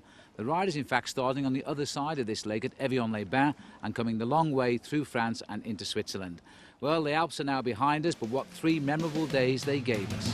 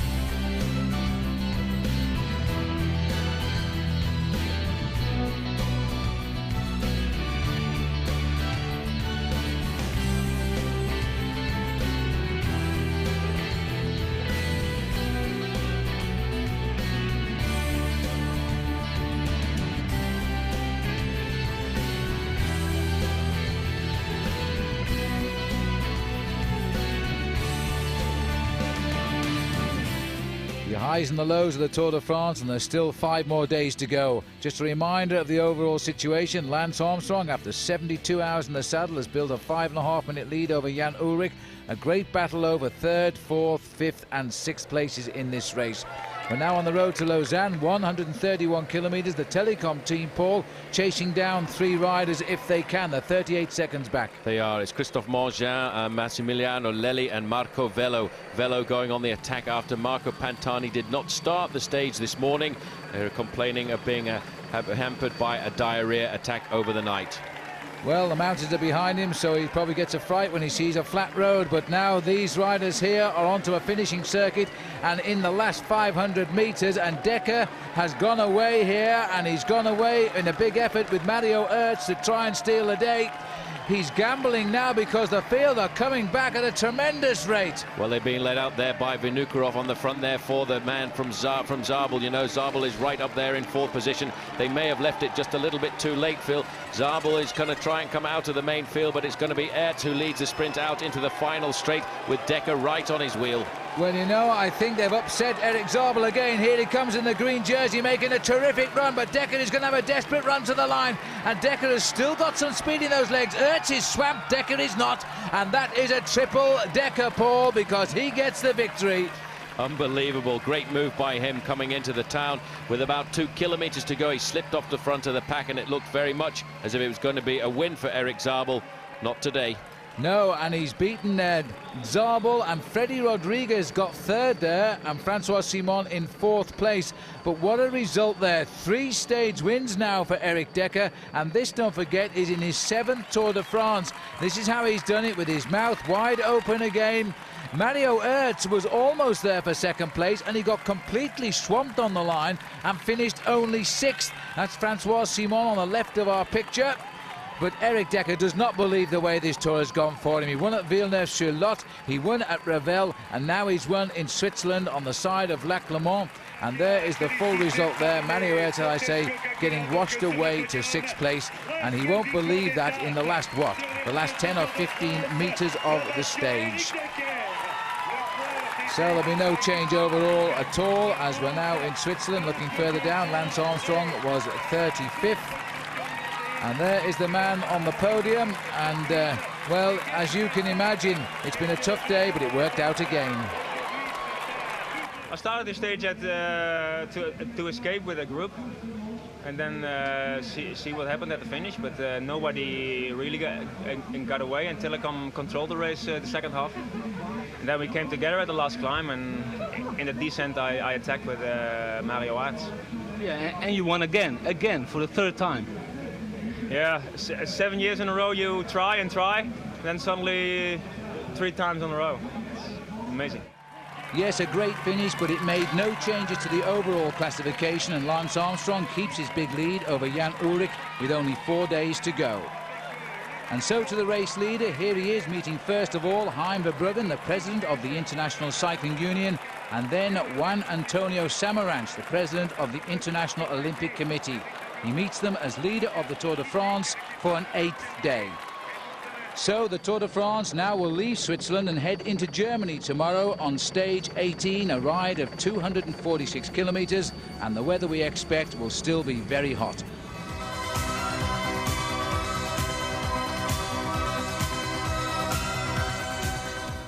And it was here where Eric Decker stood for a 3rd time in this year's Tour de France, and you know there's still time for him to come up for a 4th occasion. Well, yesterday the riders were in Switzerland. Today they are racing a long ride of almost 250 kilometers to here in Freiburg in Germany. At least there's a strong wind blowing, and it is behind them. Yesterday in Switzerland, though, it was a beautiful day. The sun shone, it was hot temperatures, the riders enjoyed themselves. We were left with many impressions.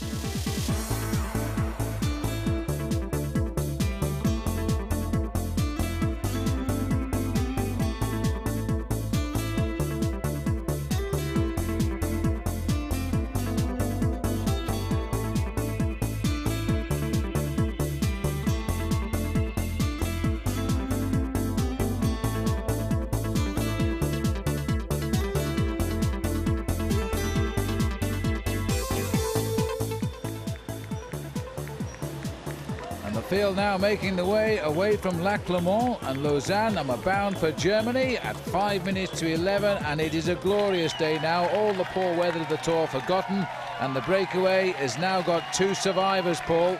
Inside 3 kilometers to go. The man on the front is Salvatore Comesso. The man in 2nd position, Alexander Vinokurov from Team Telecom. He may be from Kazakhstan, but the pressure of being on the top German team, Phil, today is on his shoulders. He was a member of a 5-man breakaway group with Jackie Durand, Jens Voigt and Jean-Cyril Robin. At the moment, they are round about a minute behind these 2 leaders. Well, it often happens at the end of a Tour de France. Vinokurov, 21st this morning, 40 minutes and 10 seconds down, but at one stage they were 27.5 minutes ahead, and they're still holding on to a massive lead of around about 17 or 18 minutes. Well, if Vinokurov wants to win this one, Phil, he's going to have to launch an attack because Salvatore Commesso is a very good sprinter. There it is. There it is, and you're absolutely right, because he'll play into the hands of Salvatore Commesso. Not a big winner is young Commesso. He got his first win in the Tour of the Cape a couple of years ago, but he's been the national champion, and he's also won a stage of the Tour de France here at Albi last year. Well, nobody was going to catch him out. He knew that attack had to come, and it was the biggest chance for Vinokurov. You know, Vinokurov is not a great sprinter, Phil, but finishing here in Freiburg, it is in Germany, it's on Telekom soil, and they certainly had to have a man in the breakaway to date. I feel a bit sorry, though, for Jens Voigt, the German rider, the only German rider to make that leading group of 5, because currently he's trailing at around about 1 minute and 15 seconds. Yeah, it's split up at 25 kilometres to go when these two got clear. The other three are still on their own and well clear of the field, but they're not going to catch these boys up now. A massive, massive crowd here, Paul. One of the biggest we've seen throughout the whole tour, and this is a popular area of Germany for riding your bike too. This is going to be a strange sprint here. These two guys are almost getting into a track-like position. They're following each other across the road. Commesso currently in first position. This is almost like watching the sprint at the Olympic Games. It is so much pressure on the shoulder of these two bike riders here. Commesso in first position. He's holding first position there, keeping close up against the pavement there, Phil, to make sure that if there is going to be another attack, it has to come on the far side. Well, that's clever riding by Commesso. Just look at the crowd here as we now come towards the finishing line. And you know, they are not interested in gaining time, just winning the stage. It's 50,000 French francs for the stage winner here in the Tour de France. That's 5,000 English pounds, and quite a few more $1,000 too. And Vinokurov, as they come up to the 1 kilometre to go bridge, is not going to come by this man now. There's an attack here. Of course, it had to come from Jackie Durand, but we've gone back down the road by more than a minute. Well, Jackie Durand is trying to get himself third place on the road. He, in fact, is the man who started this split that's given the advantage to these two guys. This is just like watching a track sprint now, Phil, and are they going to stop? Well, I just hope our motorcycle cameraman can balance the bike as well, because, in fact, Commesso there almost did a track stand as he's now waiting and trying to attract Alexander Vinokurov to come and make his move. Such an important time for young Alexander. It will be his first stage win in the Tour de France, and he's going to make it count, I think, because he knows really on a straight sprint he doesn't have the legs. Well, he doesn't have the legs. He may well try and catch out Commesso. Next time Commesso looks forward, just watch out. You can see him starting to wind it up a little bit now. Yes, indeed, and as he kicks now, this is all or nothing, and Commesso now concentrating on that sprint. This man is a very fast sprinter, but he's good at other things as well on the bike, is Salvatore Commesso. But in the end, he's made it a formality, much to the disgust of Alexander Vinokurov, who felt the pressure of his telecom team there today, because of course they were hoping Eric Zabel would have come in. And Jackie Durand has stayed away. He was the rider who started the attack today after only 4 kilometres, and he was joined by the other 4. And so our great escaper, who was last in the Tour de France last year, but that wasn't last through a lack of aggression, because he is always on the attack on this type of a stage. And he's got clear, and he's going to come home in third place. He'll be disappointed with that, because when these escapes he creates do succeed, he likes to win them. He certainly does. There's going to be big pressure on the sprint, though, for fourth place, because that's going to go down to Jens Voigt, the only German rider to make this 5-man breakaway, and he's being attacked on the line here by Jean-Cyril Robin of France. And Voigt on the right, who has been the most aggressive leader on that competition on a number of occasions at this last 3 weeks, especially in the opening week of the Tour.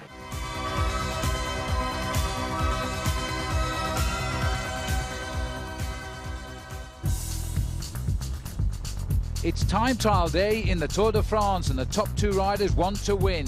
On the left, Lance Armstrong is heading for Paris without winning a stage. Realistically, this is his last chance. He's up against the world time trial champion Jan Ullrich, and the German lives virtually on the course and wants to win for his fans. They're here in their thousands to cheer him on, and they expect him to deliver. Lance Armstrong knows the odds are in Ullrich's favour. I think he's a favourite. I think he's a favourite. I mean, it's his home, and you should see the people out there supporting him. So I think he'll have, obviously, big morale to ride well at home. Overall, Lance Armstrong leads the Tour de France over Ullrich by 5 minutes, and that in any event is a big buffer. However, there is a great battle for the 3rd place in Paris, and Christophe Moreau is hoping to attain that. Our David Miller is 64th. And yes, David Miller may be more than 2 hours behind in the Tour de France. Let's not forget, though, that the time trial is his speciality. He won Stage 1 time trial, a Futuroscope, and held the race lead for 3 days. He's also finishing this tour feeling very, very strong. Hello and welcome now to Stage 19, yes, the time trial. The riders coming away individually from Germany across the Rhine to here in Mulhouse, and it's a beautiful day for it as well. Paul Sherman was out early this morning checking out the time trial route, and after that he monitored David Miller's progress. David Miller's preparation for the time trial started in earnest 1 hour before his starting time. He got onto the rollers to warm up and get himself ready for what was going to be a very important 58.5-kilometer test. He was certainly the centre of attention because after winning the Stage 1 time trial, everybody knows the name David Miller now, and they even wanted a few press interviews during his warm-up on the rollers. 10 minutes to go, he emerges from the team caravan and makes his way to the starting house. He's wearing long-sleeved skin suit this morning to make sure he is as aerodynamic as possible for this very important rendezvous. He already looks extremely concentrated. At 1:30 local time, David Miller rolled down the starting ramp and faced 58.5 kilometers of this individual time test. When he reached the first time check, though, it was good news. Best time, 23:35. There were huge crowds all out on the course, as they were yesterday on the roads of Germany. And in fact, David Miller was inspired by the crowds because he even had time to catch the man who started 2 minutes in front of him, Fabio Sacchi of Polti. The next man in David's sights, 25 kilometers to go, was Marcus Suburg, the champion of Switzerland. He started the day 4 minutes ahead of Miller and would soon be left trailing in his wake. But the time trial is a long and lonely effort, and you can see by the position here of David Miller, he is going to turn out to be one of the top time trialists in the world. Approaching the second checkpoint of the day, 44 kilometers covered and still the fastest time, 51 minutes and 22 seconds. Inside the final kilometre, David knew he had the beating of Gilles Meunier. The time of 1:09.53 was the time he needed to cross the line inside. Coming down the finishing straight, he was still very low over the handlebars, and he pushed himself all the way to the line in that very stylish aerodynamic position of his. As he crossed the line, the best time of the day for David Miller, 1:08.57, and immediately after the finish, Gary Imlach was waiting to talk to him. David, another cracking time trial ride, the only difference being 3,200 kilometres after the first one. Yeah, well, it felt a bit different. It was a lot harder, that one. But no, I'm pretty happy with it there. Suffocating heat out there. I didn't notice, actually. I wasn't hot. I didn't get hot. Kind of used to it now. You've never raced a time trial like that this late into a race. How was it? Hard. Long. It was actually, I'd tell the truth, it did go by quite quickly, but it was daunting sitting on the start ramp knowing I had 58 Ks in front of me. It's not my thing, but no, it went well. It was a good experience. Well, it went very well. You're in, like the last time, with the best time, and I'll ask you the same question. Do you think it'll stand up? I don't think so, no. I think Ulrich and Lance will beat that, and no, I'm happy with it. Well, you must be happy with it, especially when you look back to the injury and you know, you couldn't see too far ahead of you. Now you can see the Champs-Élysées. Yeah, and it's looking beautiful. I can't wait. Right. Well, David, just 48 hours to go. When David Miller finished, it was the best time, a 1 hour, 8 minutes and 57 seconds, a ride of almost 51 kilometers an hour. But it lasted for only 14 minutes. And then the former world champion, Laurent Jalabert, came thundering down the home straight and then crossed the line with the best time, 1:08.48, pushing Miller into second place. Gilles Meunier currently third, and he's a minute and 5 seconds slower than Jalabert, and Servais Knaven, the early leader, down to fourth. Well, this is the arrival now of Tyler Hamilton. Let me remind you, the leading rider is Laurent Jalabert, 1:08.48. Robert Miller is second, but Hamilton is now running in first place here. This could be the start of a great day out for US Postal. This has been an outstanding ride by Hamilton, because this will be, by the time he gets there, the third fastest time ever seen in a time trial over this distance in the Tour de France, because it will be the best time. He is still fighting his bike up towards the line. He's got plenty of time, and he's in 1:08.02 and 51.592 kilometers an hour. Well, that was a pretty good reconnaissance ride. It's a fairly featureless course. Is there much you can tell, Lance? Well, I think I put in some pretty good split times, so he'll have split times every 3 kilometers off me. So I think it'll be a good gauge for him. You're the 3rd fastest in history. What do you think he might be able to do? I think he's going to have a great ride today. He's really motivated, and yeah, he's my favorite for the day. 5 seconds to go for Jan Ullrich on the line now. He gets the countdown. The world champion is underway. He knows that Tyler Hamilton has set the best time at the other end of the course of 1 hour, 8 minutes and 2 seconds with the 3rd fastest average speed ever recorded in a time trial. This man is a proud man. He's racing on home territory, at least for the first few minutes, Paul. And he is wearing the Arc-en-Ciel jersey as well. That will boost his morale. That will give him the morale to show everybody else in the bike race that he is the world champion at this discipline. So Lance now looking very cool and collected, actually, and very calm for a race leader. Doesn't show the pressures of the day, does he? Because we know that he wants to win this time trial, despite what he says. He's talked often enough of this is about winning the Tour de France, not winning stages. But believe me, he wants to win today. He certainly does. The last few minutes preparation, Phil, as he gets ready for the countdown. The time now is counting down 4 seconds. So Hamilton, his teammate, is top of the leaderboard as Lance Armstrong departs now, knowing under normal conditions he can beat Hamilton. The question everybody's asking, can he beat Jan Ullrich? Well, Armstrong, Phil, is out on course. He starts very rapidly indeed. You know, everybody in this Tour de France has been amazed by his cadence of pedaling. He pedals very fast, over 100 RPM, but he still has the power to keep that big machine of his going forward. Well, the yellow jersey is underway now, and I'm sure he'll be trying to get a victory. He hasn't won a stage yet. So let's go to Gary Imlach to tell us more about Lance Armstrong. You know, there have only been 4 Tours de France since the war, won by a rider who didn't actually win a stage. And Lance Armstrong won't thank me for pointing it out, but this is actually the 10th anniversary of the last time it happened. And it was another American rider too, Greg Lamont. 1990 was Lamont's last Tour win, and for most of the race he was more interested in chipping away at the huge lead Claudio Chiappucci had taken in an early breakaway than actually backing a stage win. In fact, he only took the yellow jersey the day before Paris in the final time trial, where he finished behind Eric Breukink. Like Armstrong, Lamont was the defending champion, and after winning the way he had the year before, he probably felt no pressure ever to win a stage again. 89, of course, being the year he took the most dramatic stage in Tour history, the final time trial into Paris, to beat Laurent Fignon by 8 seconds. The other stageless winners of the Tour were all one-offs. Roger Walkowiak in 1956, Gastone Nencini in 1960, and Lucien Aymar in 66. Now, Aymar won the Tour before he ever won a stage. That didn't come until the following year. But Roger Walkowiak won the race without ever winning a stage in his entire career.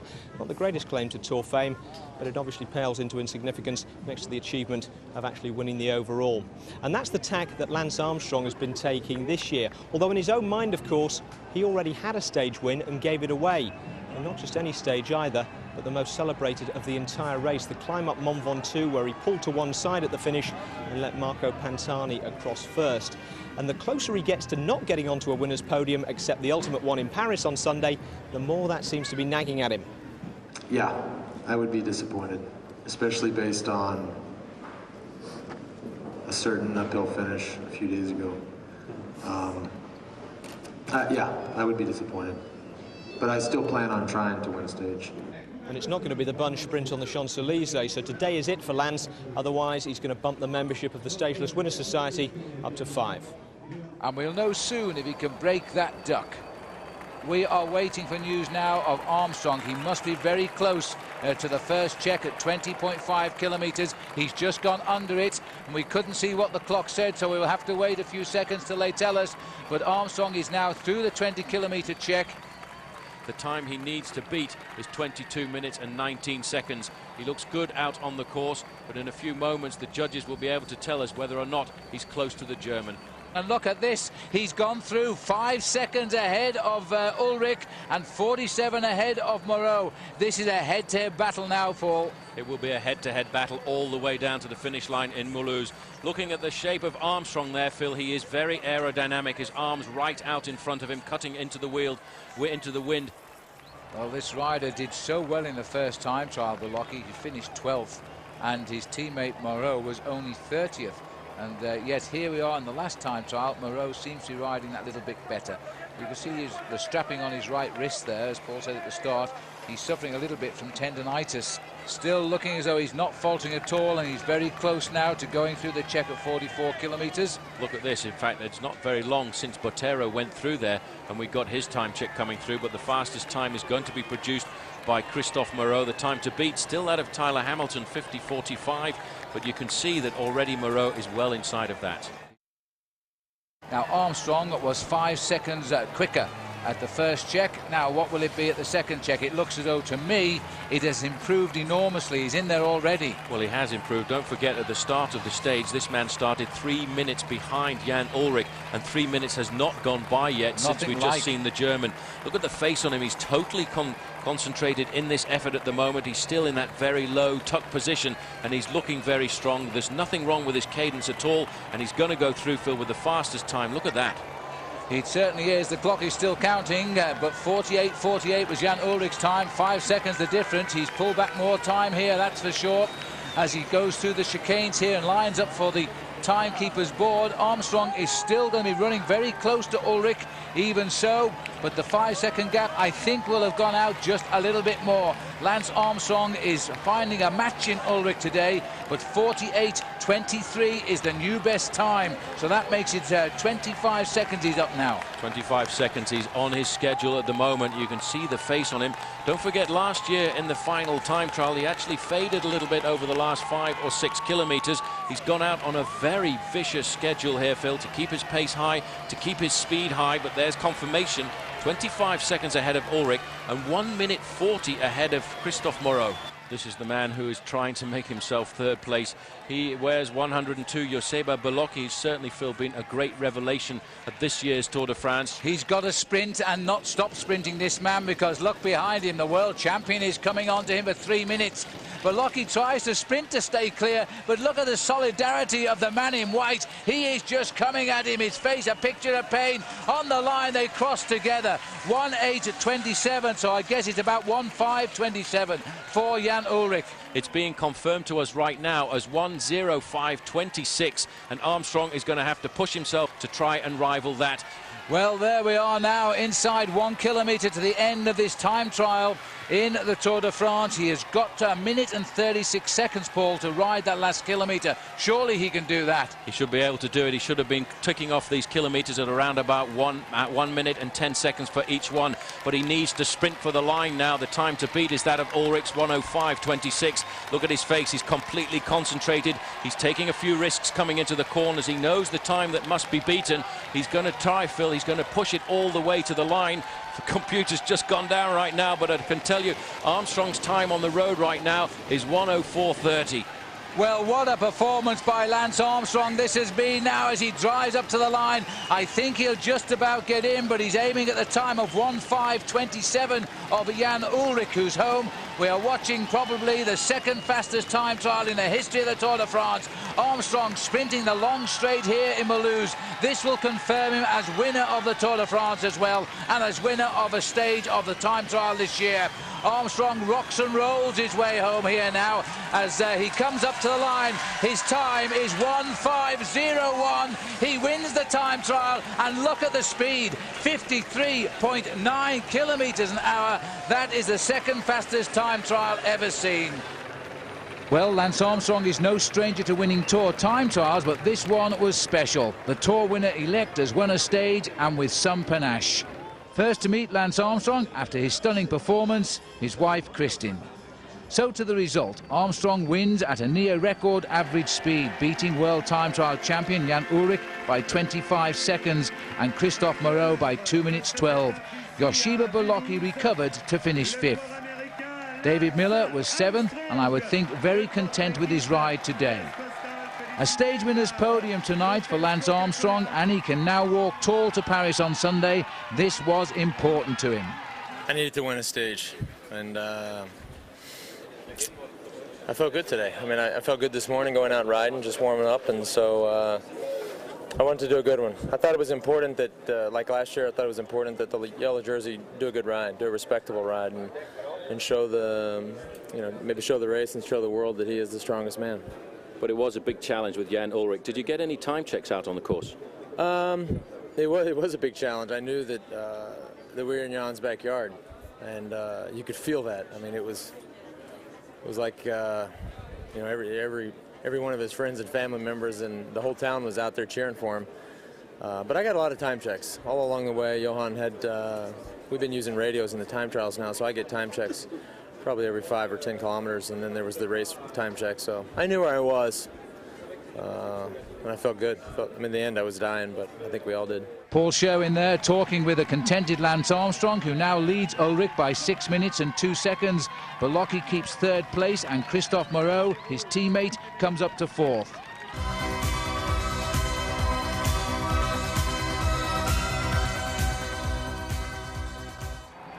Well, it's an awful long way, and indeed, one day before the big finish in Paris, this is the longest stage of the race, Paul, 254 kilometres, Belfort to Troyes. Robin McEwen starting off with good sprinting legs, getting in there ahead of Jackie Durand, but we're at 63 kilometres here, and this is a great shame for Michael Bogart. Well, this is great sadness for him. Apparently there was a contact with a car that was trying to overtake the main field, but for Michael Bogart, just one day to go in the Tour de France, and he's out.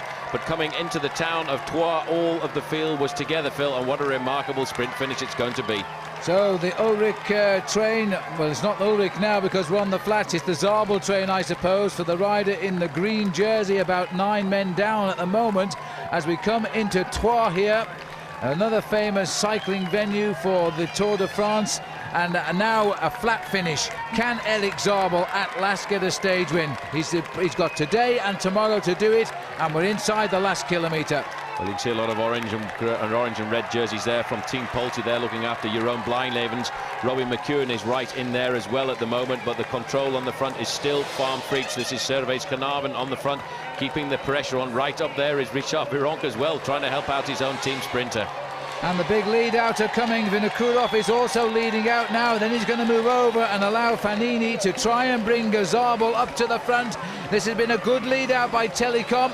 As Telecom's Vinokurov's gets off the wheel now, and Magnus Bagstedt's in the mix today as well. So too on the left there is Robbie McEwen. Now a brilliant lead out by Fanini here. He's still got his charge in his slipstream. Fanini moves over now, and just look at the speed of Zabel as McEwen comes and challenges him. McEwen takes him on. Blijlevens is coming as well, but this is shoulder to shoulder here, and he gets it. That is his first win since 1997 in Pau. Unbelievable, what a timed sprint, perfectly set up by his teammates there. Fanini, he's a great addition to the Telecom squad. Just look at this, Robbie McEwen coming up the outside. They're all full on here, but today, Phil, nobody was going to take it away from Eric Zabel. He's been chasing with this win for an awful long time, and no one can now say that the green jersey doesn't know how to win stages anymore. Well, he'll be delighted with that one, because at last the green jersey is on course now for a record 5th in a row, and he gets a win, and that's like Lance Armstrong yesterday. He wants to win in a competition as well. Congratulations all round from the team helpers, and Zabel looking quite incredulous here. At last he's got a win ahead of the top boys, and he's been looking better and better and better. And the congratulations too from his top lead out man there, Fanini. Zabel wins ahead of Robbie McEwen. Jeroen Blijlevens at last, we might say, has got himself out the depth of the pack and looks pretty good up there in 3rd place. The rest of the boys all in the main field, and no change at all overall.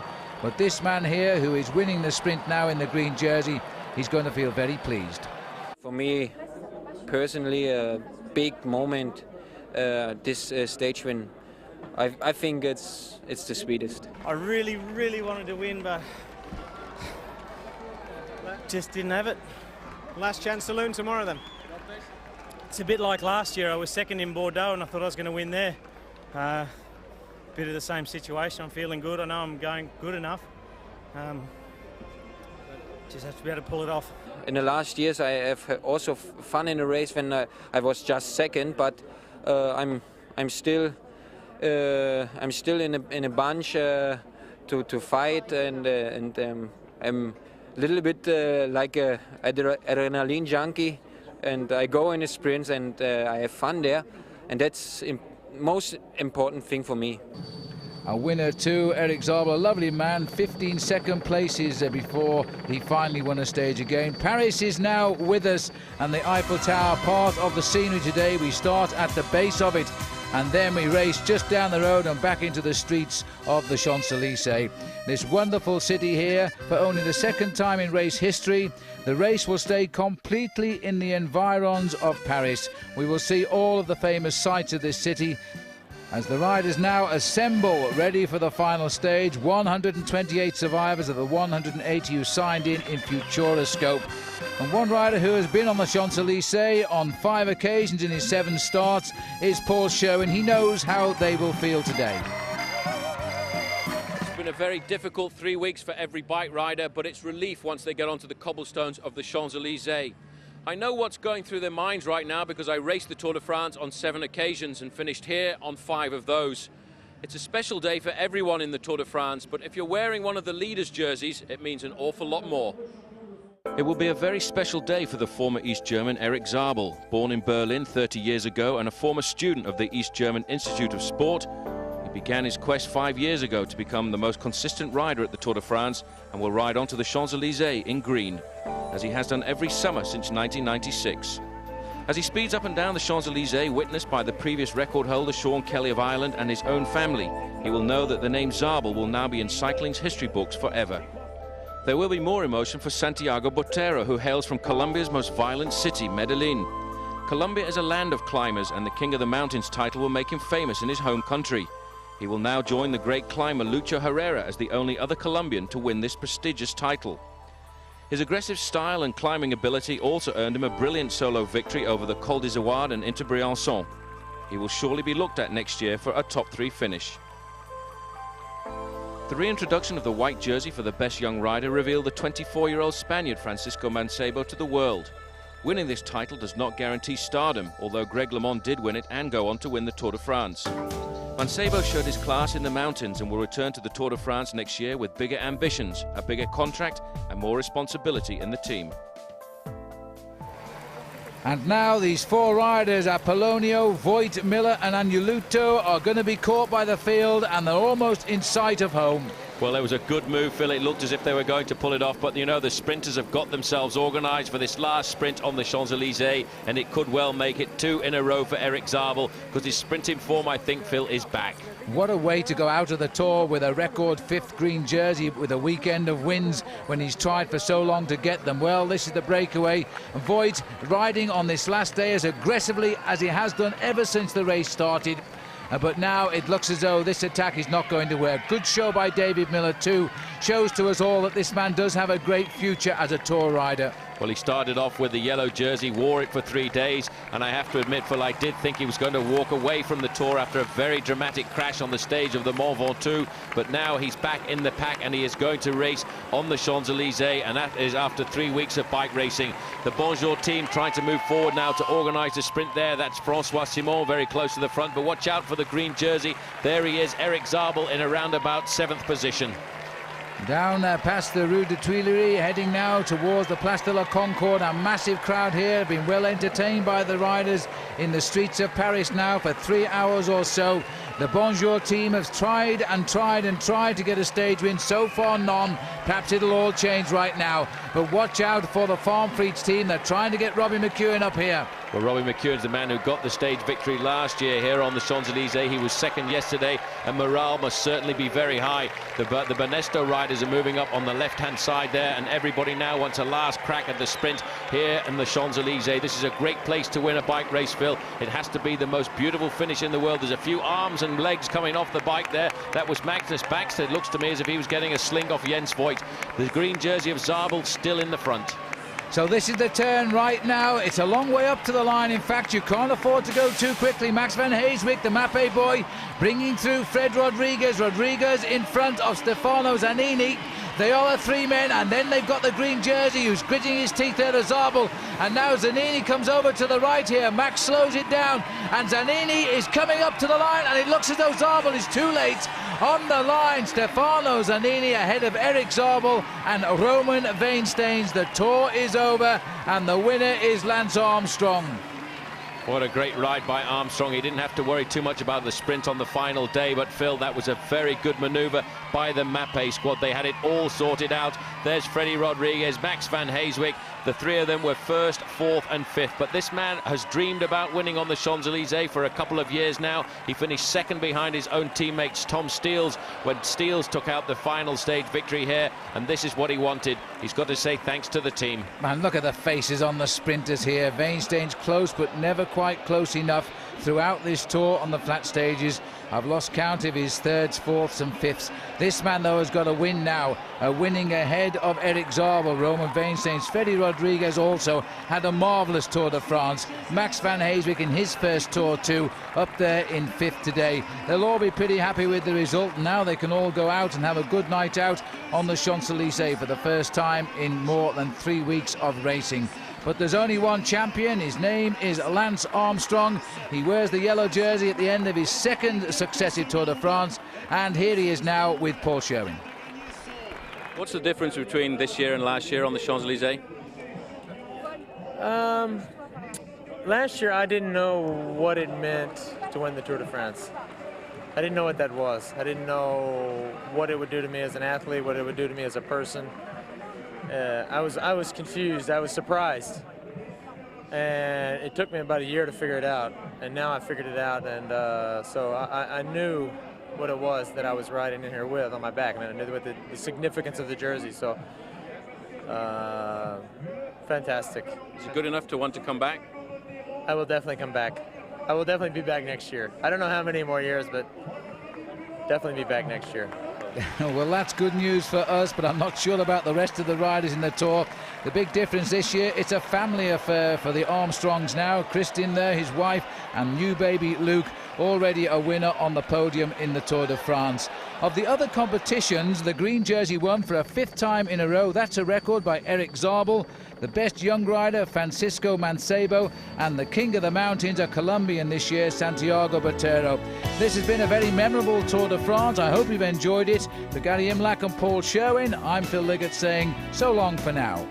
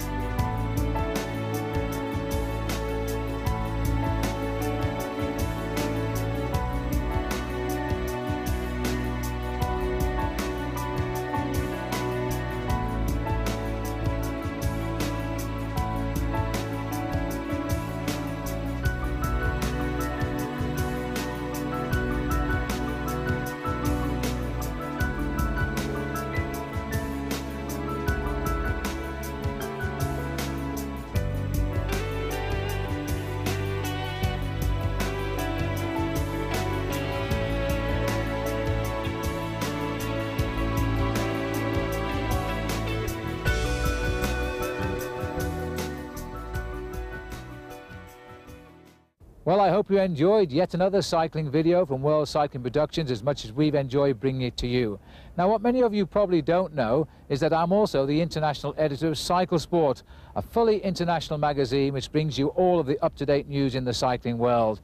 It brings you profiles and reports of the top bike races and also stories of the men that make the news. And it keeps you up to date too with the technical innovations in our sport. I think we produced the magazine using some of the world's best writers. I know we certainly have one of the world's best photographers in Graham Watson. If you love cycling, you should see this book, and here's how you go about getting a subscription. Subscribe to Cycle Sport and we'll send you a free WCP video. Just call the number listed or visit our website cyclesportmag.com for a complete listing of the free videos available and for other special offers too. Don't miss this chance. I'm sure you'll love the magazine and I look forward to visiting you each month through my column.